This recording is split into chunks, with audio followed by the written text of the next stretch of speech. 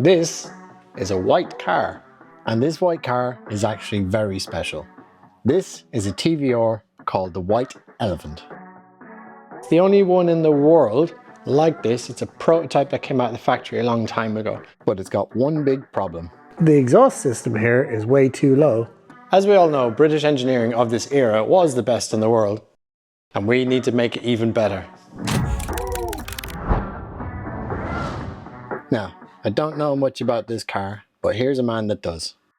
Well, I'm Ed from Schmoo Automotive, and this is Nelly the White Elephant, which is a TVR prototype from 1988. It was built for the chairman of TVR at the time, Peter Wheeler, and I happen to own it. And it's a fantastic car. It's got a Holden Bathurst engine in the front of it, but it's here for Bob to do some work on the exhaust system on it, and we just want to experiment with the car and see if we can make it run a little bit better than it already does. So yeah, this is an extremely rare car, but before we start working on it, let's see how it sounds.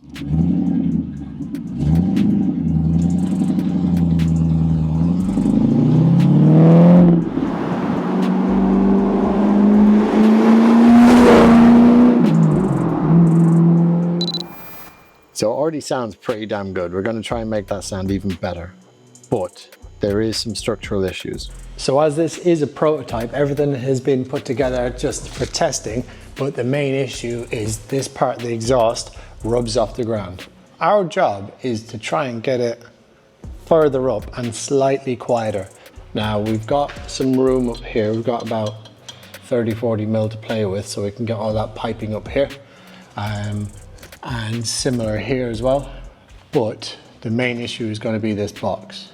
So we're going to have a measure up and see what stuff we can get off the shelf. Now we could make this silencer boxy thing by hand, but it's a lot of time and effort when you can just buy them off the shelf. And then we're going to remake all this, but hopefully a little bit more slimmer. So that is what we need to fix. We need to replace this road rashed center section and replace it with a nice shiny new one. This is a custom chrome silencer made just down the road, 5 minutes away. I've worked with them for years. They make incredibly good stuff, and this is all made in-house by the guys. Fun fact, they are also the home of the Cherry Bomb exhaust. Oh, is it kind of like rotating? Yeah, I've seen something like this on a DMT trip before. But first, let's get this out. So we're going to get rid of these because this is farmer shit. We don't do that around here. We're very professional.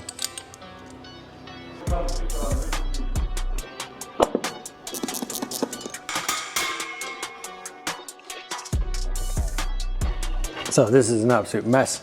It looks like it's been made with a mixture of somewhere between MIG and TIG. Bit of a crazy design. So what we're going to do is we want to keep the flow from changing too much, like all these random patterns. So these pipes will be coming into the box and then presuming converging inside with like a T-piece like this in here, and then out big bore into two smaller bores. What we're going to do is do that on the outside around here, I think. So we'll go from this diameter, which is 51 mil, then go to that diameter. So it's got small entrance, big exit into the new box, through the new box, and then reverse that again on the other side. So it's going from the big diameter to two smaller diameters and then out to the pipes that were originally on the car. So the look won't change when the car is on the ground, but the flow hopefully will be a little bit more uniform and sound better. So all being well, this will be a better looking exhaust, a better sounding exhaust, and won't scrape off the floors.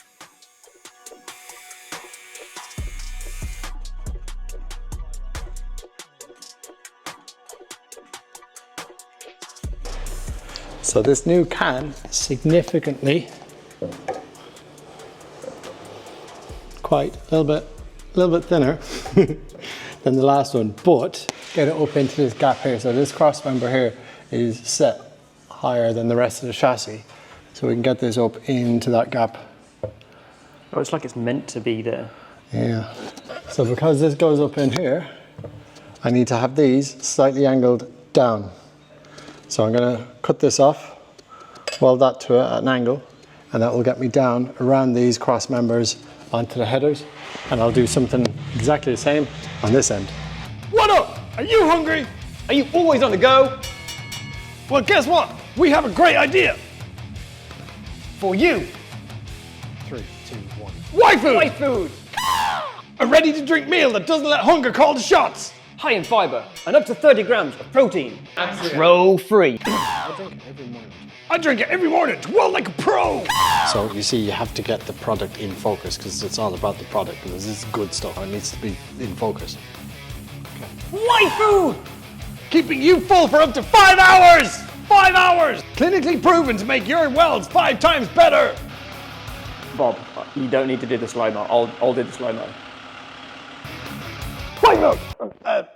White food. It's nutritious and balanced.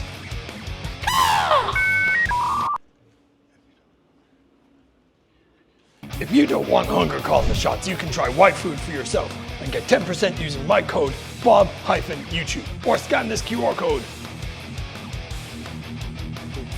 White food!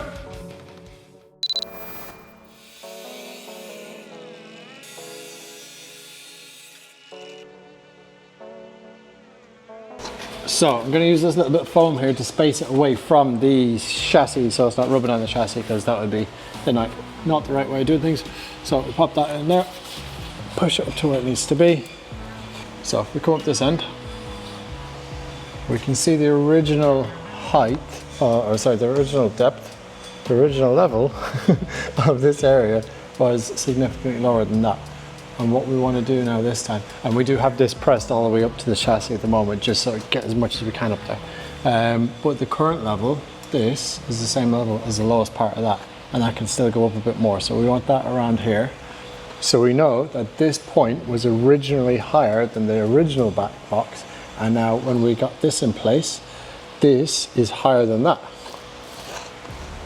It may be a little bit hard to follow along with what I'm saying, even for a simple job like this. Because this is a one-of-one car, we have to do this right. We need to make it special.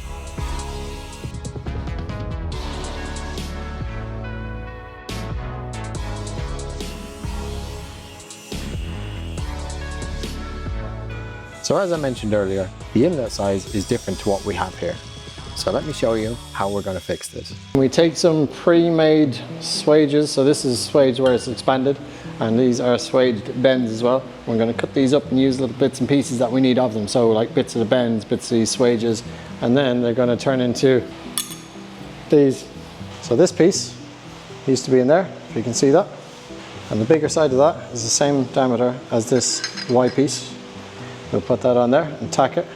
And then this is the uppy bit that will get us back level again. Because remember, we're going to be dipping down out the silencer to get onto the headers. And that will go around the headers at the front. And with these kind of jobs, it's really good to have a plan.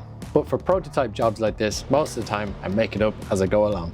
So I'm going to leave Luke to weld the junction pieces while I cut the next bits of the pipe.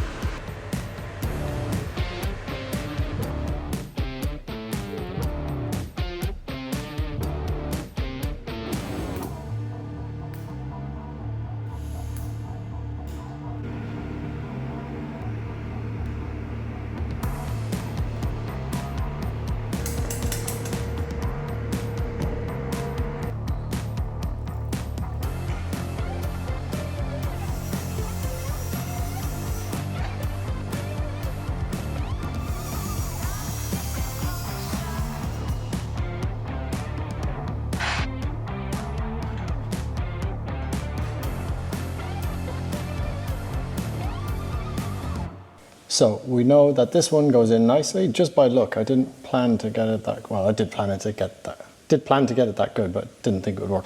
But it did work. So next one is to get this one in. So that'll go up like that, and then that will slide into that like that. Now we can put tack there and there. That's done. Now we just need to check, make sure that our level. Remember this. was the highest point before. So we've got a good 5 mil, so we've saved 10 millimeters. Ideal. Which is not a lot, but to some people, it can make the difference. Sometimes when there's so many different cuts and sizes of pipe that need to join together, it's very hard to imagine the finished process. Small factors that can change the whole look and even the sound of the exhaust. And frustratingly enough, when you adjust one pipe, it throws another pipe out. So with the night drawing in, we're going to put it in its final place. We're going to tack it all up, get it on the welding table for its final weld.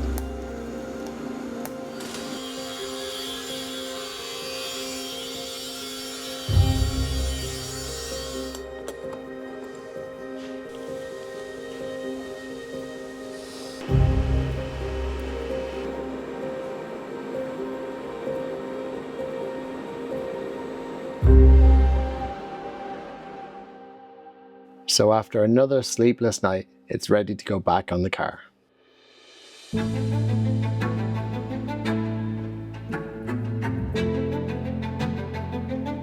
So I finished this at about 4 AM last night while some people are at home sleeping, like my cameraman. Things I've done. So I've put these nice brackets on rubber mounts, AV mounts, anti-vibration, so it doesn't, the noise doesn't resonate through the chassis too much. And I have given it a bit of an aqua blast in our lovely Vixen aqua blaster. Put some nice band clamps on, and then put these outie bits, exhaust tips, back where they should be. So it looks all standard from as it was before. The only difference is we've got this real nice silencer thingy in the middle. And now, it should sit a bit higher. it sits a lot higher. So the old one used to scrape the floor, but now this was the highest part of the old exhaust system, and it's now the lowest part of the exhaust system. So we've really shoved this up. It's up about 30 mil further than it used to be. So, yay. Have you started it yet? I have not started it yet. Let's get it started. I want to see how it sounds. And just as we were about to turn the key, Ed arrived to witness the first start. It's a bloody awful job, Bob. My grandma could have done a better job. No, really happy with it. Looks very good, very professional. Exactly what I wanted. Oh, brilliant. Awesome. Brilliant.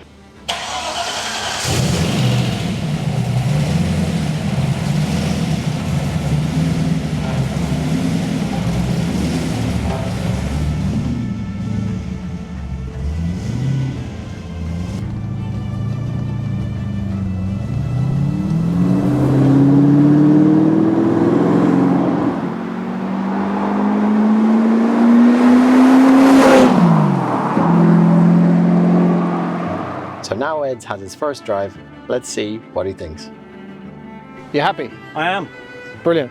Good man. Slightly quieter than we were expecting, but I think it's going to get louder over time. Yeah. But time will tell. But good job done. Yeah, beautiful job. Really nice. Just need to paint the chassis now that you're happy with everything. Finishing job, yeah. But Cool. the fabrication on it is amazing. So happy with it, Bob. Thank you. All right, Dad, thank you. Good man. Thank you very much. Thank you very much. So that's another few £100 gone off the HMRC bill, and that's that job done. And if you want to see the rest of Ed's car collection, it's Shmoo Automotive on Instagram. And if you want to do welding classes and learn to weld like me, we do welding classes on Thursday, Friday, Saturday and Sunday, various different times. You can find them on the website. And if you've got a job on a project that you want me to do, you can pop on the website, and don't forget to like and subscribe. Bye.